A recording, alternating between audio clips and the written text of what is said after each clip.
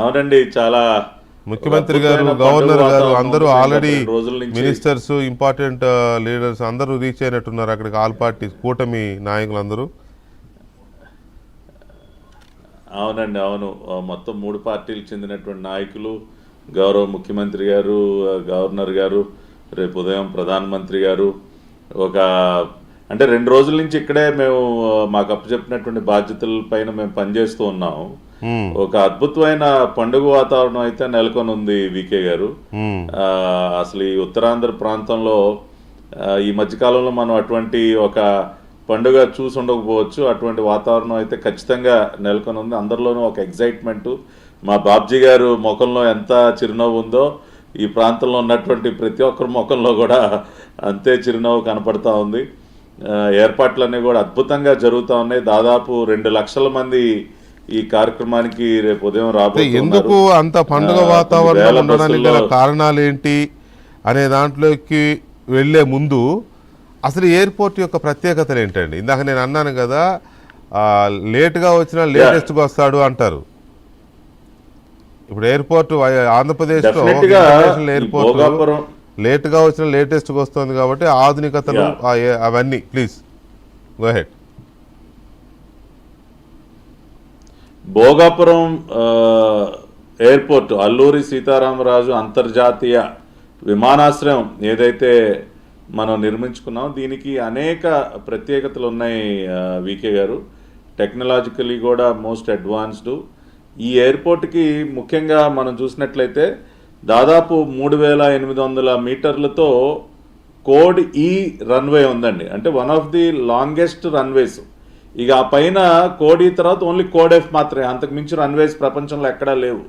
So code ఈ runway 3800 మీటర్స్తో ఈ Bhogapuram international ఎయిర్పోర్ట్లో మనం రన్వేని ఏర్పాటు చేసుకున్నాం. అంటే సుమారుగా కోడ్ ఈ రన్వే అంటే one of the largest air craft. అది బోయింగ్ 777 కానివ్వండి, ఎయిర్బస్ A350 కానివ్వండి, ఇటువంటి బోయింగ్ 787 డ్రీమ్ లైనర్స్ కానివ్వండి, ఇటువంటి లాంగ్ హాల్ ఎయిర్ క్రాఫ్ట్. ఇందాకే విక్రమ్ గారు మీరు ఇంటర్నేషనల్ ట్రావెల్ గురించి మాట్లాడుకున్నారు. లాంగ్ డిస్టెన్స్ ఫ్లై చేయాలి, మనం ఎక్కడో ఢిల్లీలోనే ముంబైలోనే దిగి ఇటు రాకుండా రేపు వైజాగ్ నుంచే అద్భుతంగా డ్రీమ్ లైనర్స్లో, బోయింగ్ 777లో, ఎయిర్బస్ A350లు ఇవన్నీ కూడా ఆపరేట్ అవుతాయి. మనం వైజాగ్ టు డాలస్ వెళ్ళొచ్చు, వైజాగ్ టు షికాగో వెళ్ళొచ్చు, వైజాగ్ టు ఇటు సిడ్నీ వెళ్ళొచ్చు, ఎక్కడికైనా వెళ్ళొచ్చు. అంటే లాంగ్ డిస్టెన్స్ ఫ్లై చేసేటటువంటి అన్ని ఎయిర్ క్రాఫ్ట్ మన అల్లూరి సీతారామరాజు ఇంటర్నేషనల్ ఎయిర్పోర్ట్లో ల్యాండ్ అవటానికి గల ఇన్ఫ్రాస్ట్రక్చర్ మనం క్రియేట్ చేసుకున్నాం. కొన్ని ప్రత్యేకమైనటువంటి పరిస్థితుల్లో ఎయిర్బస్ A380 కూడా, వరల్డ్స్ లార్జెస్ట్ ఎయిర్ క్రాఫ్ట్ అయినటువంటి A380 కూడా కొన్ని స్పెషల్ కండిషన్స్లో అది కూడా ల్యాండ్ అవ్వచ్చు. కాబట్టి ఆ రకంగా మనం మిగతా ఏ విమానాశ్రయానికి, అంతర్జాతీయంగా ఉన్నటువంటి ఏ విమానాశ్రయానికి తీసిపోయిన విధంగా ఇక్కడ మనం ఒక అద్భుతమైనటువంటి ఇన్ఫ్రాస్ట్రక్చర్ క్రియేట్ చేసుకున్నాం.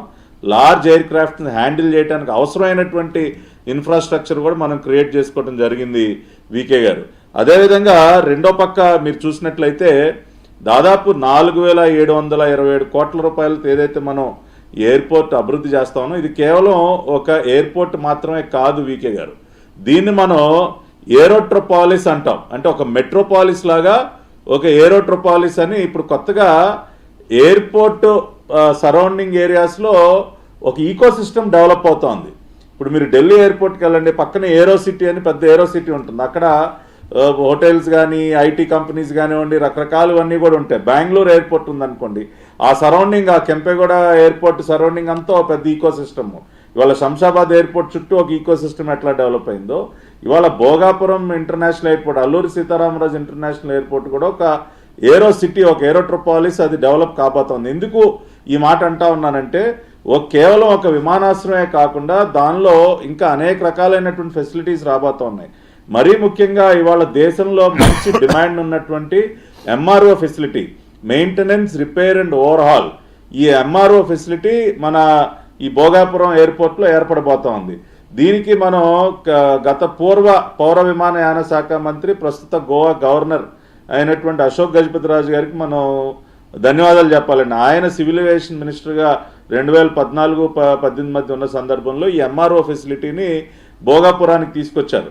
ఇవాళ ఎంఆర్ఓ ఫెసిలిటీ ఉండటం వల్ల ఎన్ని జాబ్స్ క్రియేట్ అవబోతా ఉన్నాయంటే బై 2030 దేశంలో ఎంఆర్ఓ ఈ ఫెసిలిటీ యొక్క మార్కెట్ ఏదైతే ఉందో కొన్ని బిలియన్స్ ఆఫ్ డాలర్స్ వర్త్ మార్కెట్గా అది క్రియేట్ అవబోతా ఉంది. అంటే దాదాపుగా $6 బిలియన్ వర్త్ ఇండస్ట్రీ అండి. అంటే నెంబర్ ఆఫ్ ఎయిర్ క్రాఫ్ట్ పెరిగిన కొద్దీ వాటి మెయింటెనెన్స్ చాలా అవసరం. వీకే గారు బై 2030 మన భారతదేశంలోనే డిఫరెంట్ ఎయిర్లైన్స్ కింద 2000 విమానాలు ఉండబోతాం, 2000 ఎయిర్ క్రాఫ్ట్. ఇవాళ మన దేశంలో 164 విమానాశ్రయాలు ఉన్నాయి. ఇవాళ 2014లో కేవలం 74 విమానాశ్రయాలు ఉంటే ఎన్డీఏ ప్రభుత్వం ఏర్పడిన తర్వాత గత 10-12 సంవత్సరాల కాలంలో 74 విమానాశ్రయాలు కాస్త 164 విమానాశ్రయాలకు పెరగటం జరిగింది. అంటే ఎయిర్ ట్రాఫిక్ పెరుగుతూ ఉంది, నంబర్ ఆఫ్ ఎయిర్ క్రాఫ్ట్ పెరుగుతూ ఉన్నాయి. కానీ దానికి తగ్గట్టు మెయింటెనెన్స్ ఫెసిలిటీస్ ఎక్కువగా లేవు. అందుకని వాటి డిమాండ్ ఎక్కువగా ఉంది. అటువంటి ఒక one of the largest maintenance, repair and overall facility is coming up in Alluri Sitaramaraju international airport. దానివల్ల అనేక జాబ్స్, ఇవాళ భోగాపురం ఎయిర్పోర్టు దాని అనుబంధంగా ఏర్పడేటువంటి ఇటువంటి అనేక రకాలైనటువంటి ఫెసిలిటీస్ సంస్థల వల్ల direct and indirect jobs 1.8 lakh jobs create అవబోతా ఉన్నాయి. వీకే గారు 1.8 lakh direct and indirect jobs in and around the airport create కాబోతా ఉన్నాయి.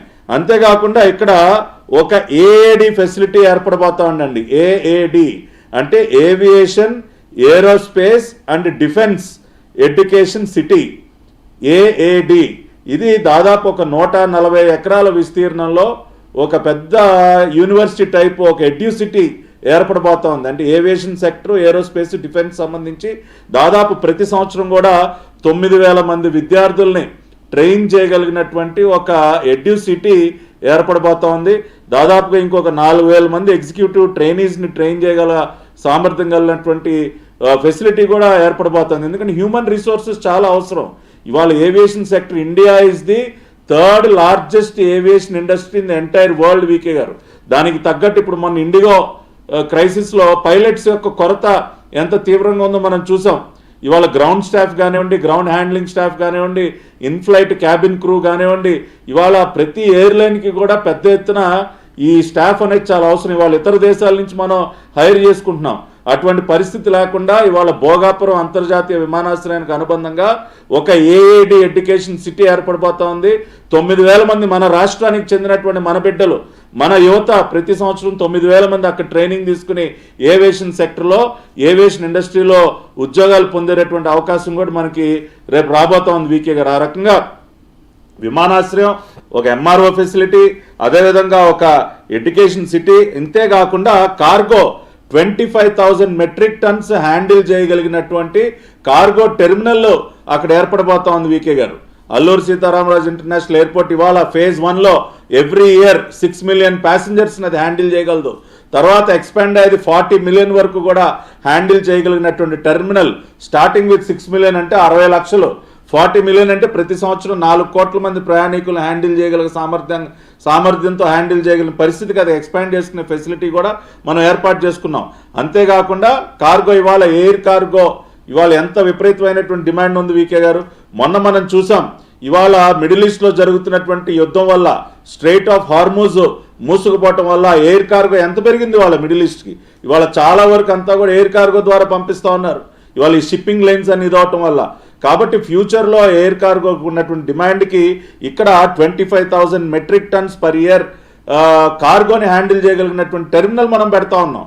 అంటే ఒక పక్కన విశాఖపట్నం పోర్టు ఇవాళ ఎంత పెద్ద ఎత్తున కార్గో హ్యాండిల్ చేస్తూ ఉందో దానికి ఈక్వలెంట్గా, అంటే అంత కాకపోయినా దానిలో కొంత భాగం ఇవాళ ఎయిర్ కార్గో కూడా మనకి విశాఖపట్నానికి అనుబంధంగా రాబోతోంది. ఎందుకంటే అనేక పరిశ్రమలు ఇవాళ డేటా సెంటర్స్ కానివ్వండి, ఆర్సిలార్ నిప్పాన్ స్టీల్ ప్లాంట్ కానివ్వండి, ఇవాళ అనేక పరిశ్రమలు ఉత్తరాంధ్ర ప్రాంతానికి వస్తున్నాయి.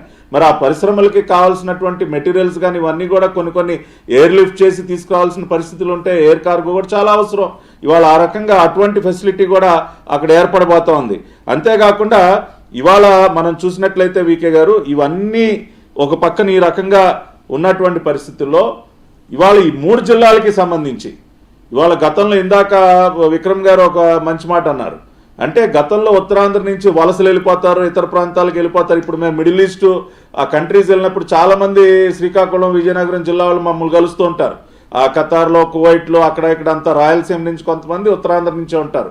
ఇవాళ అటువంటి వలసలకి అడ్డుకట్ట వేసే విధంగా ఇవాళ దాదాపు 1,80,000 డైరెక్ట్ అండ్ ఇండైరెక్ట్ జాబ్స్ రాబోతా ఉన్నాయంటే మరి ఇంతకంటే వరం ఇంకా ఉత్తరాంధ్రకి ఏం కావాలి సార్? Right. ఇవాళ ఒక్క నిమిషం ఇవాళ పక్కన గత 2 సంవత్సరాలుగా మీరు చూడండి వీకే గారు, Right. ఇవాళ Visakhapatnam railway zone, Vizag steel plant కానీ, ఇవాళ వస్తున్నటువంటి పెట్టుబడులు కానీ, ఇవాళ ఈ ఎయిర్పోర్ట్ కానీ మొత్తం ఉత్తరాంధ్ర దశాదిశాను మార్చే విధంగానే ఉన్నాయి. ఇది ఖచ్చితంగా ఉత్తరాంధ్రకు ఒక మణిహారంగానే ఇది నిలవ